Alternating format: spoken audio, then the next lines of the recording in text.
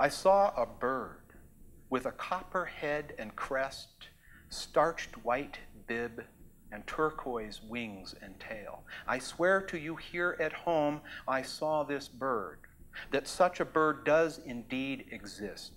How can I expect you to believe me? That when it flew by, it lit up the sky around me, cut a permanent swath of color across my retina and memory that I couldn't erase if I wanted to.